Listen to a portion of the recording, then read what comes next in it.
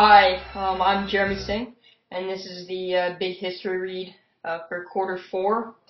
And I read the book The Dragon's Village by Yan Tsing Chen, and it was a excellent book.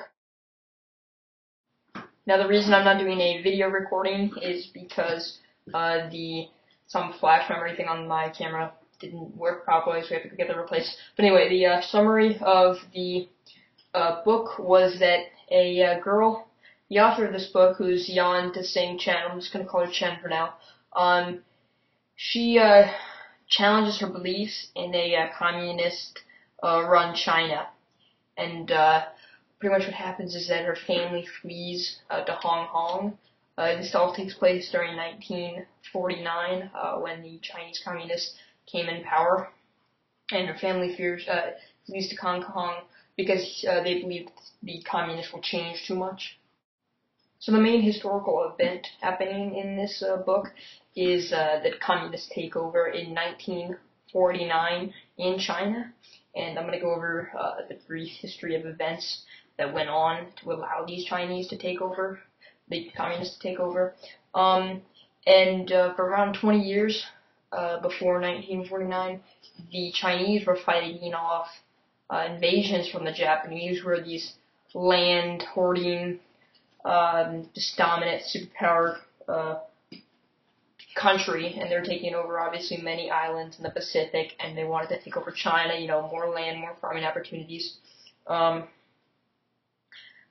after the Americans and the Europeans defeated the Japanese at the end of World War II by dropping the atomic bombs on Hiroshima and Nagasaki, this defeated this superpower and also allowed China to grow without the imminent threat of another nation coming in and taking their farmland.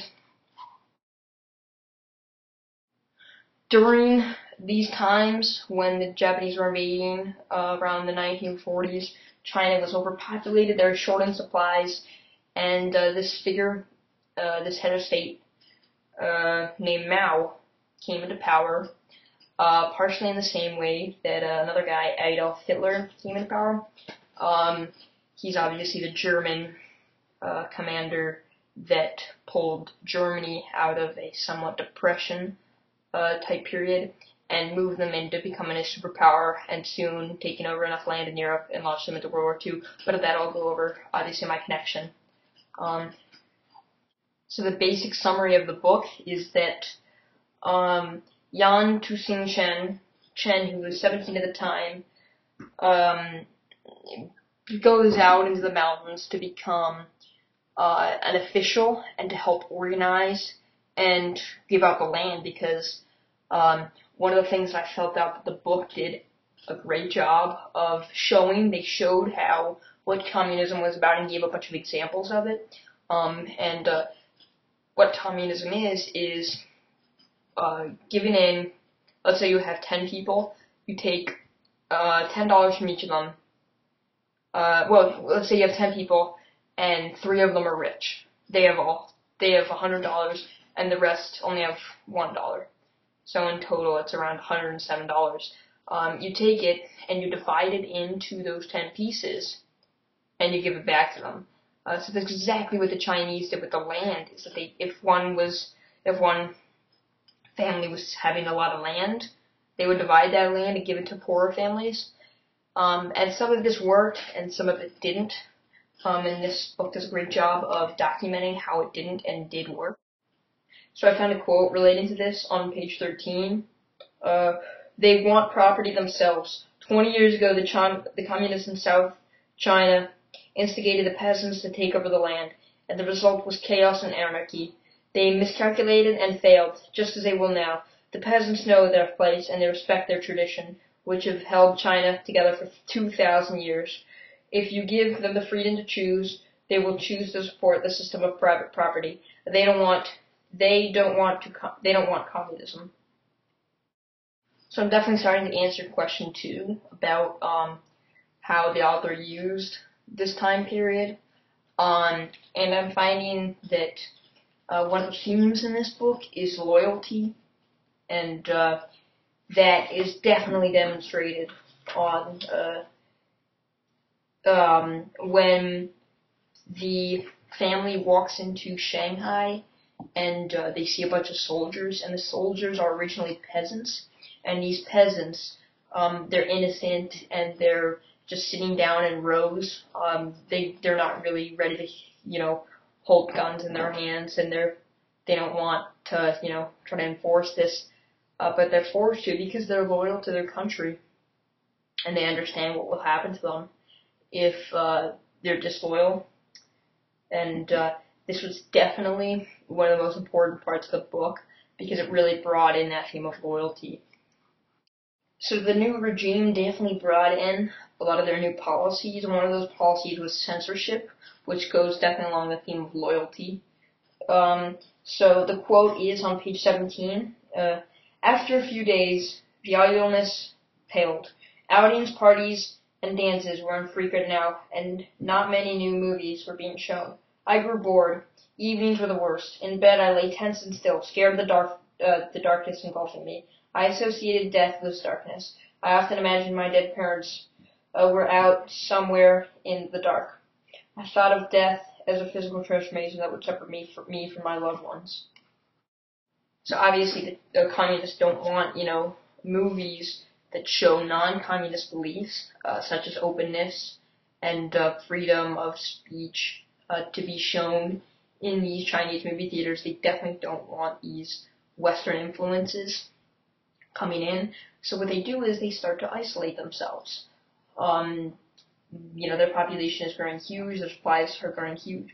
What they do is they become a lot more self-sufficient, and one of the definite themes of this book is isolation, how they, isolate their borders. They don't want another Japan coming in and attacking them. So clearly land is one of the important parts of this book. And on page 48, there's an important quote about how land was kind of being given out, sort of. And here it is. All over Shanghai, billboards that had once extolled Camel cigarettes and other goods now sang the praises of worker peasants uniting in land reform. Every day the press carried articles and editorials instructing the the cadres select to go to the villages. And the cadres are what Chen becomes. She becomes one of these people who helps sort out the land and divide it. Now another thing that I made a slight mistake on is that about halfway through the book, I realized that Chen, it seemed like she was writing this book, and it seemed like an autobiography, but it seems also that she twisted the story, and one of the things she twisted is that she twisted her name to Wan Ling Ling. I don't think that that's an important part of the story that she twisted her name. This is because it doesn't change in the aspects. Still, Chen would have done the exact same thing. So once again, just to wrap up the question 2 about how the author used it. She used it in many ways.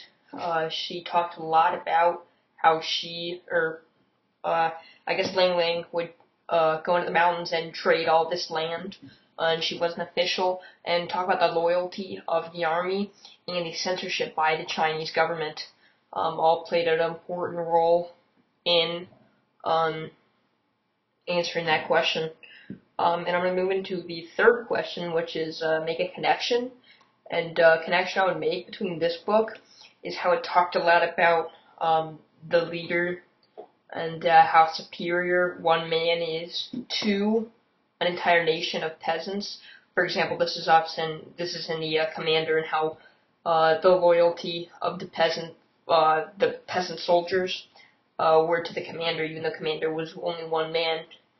They had to show loyalty to the government, or else the government could claim that they're, that's treason or whatever. But one way that the Mao, he gained support of the entire country was by changing the law, and this is the exact same thing that Adolf Hitler did, just around 15 years before him.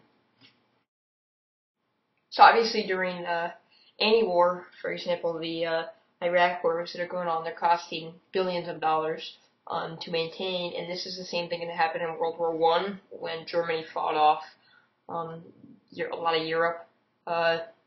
Money was obviously very expensive. I mean, the war itself was very expensive, and after the Germans surrendered in 1918, they had to pay for this, and inflation all went up, and things were not good, and it kind of went into like a very poor era of Germany, and that's where Adolf Hitler came into play. He became, an outspoken statesman, and he promoted himself to become the next leader of Germany, and obviously once he reached that level, he was, in my opinion, a pretty crazy ruler. He had a lot of strange policies, and this is the exact same thing with Mao. And, Hitler joined, Hitler, got a lot of people to believe in him, and that's the same thing that Mao did. Mao took over China after it was in a period of denial and pretty much depression. So he lifted it up and turned it into a much better place compared to what it was before, but it was still a very rough life. The one difference between Adolf Hitler and Chairman Mao was that Mao was communist, while Adolf Hitler was a socialist, I believe.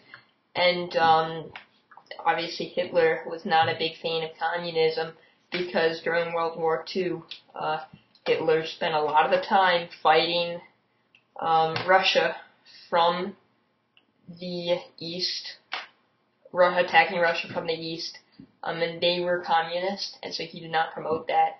And obviously China did not promote socialism.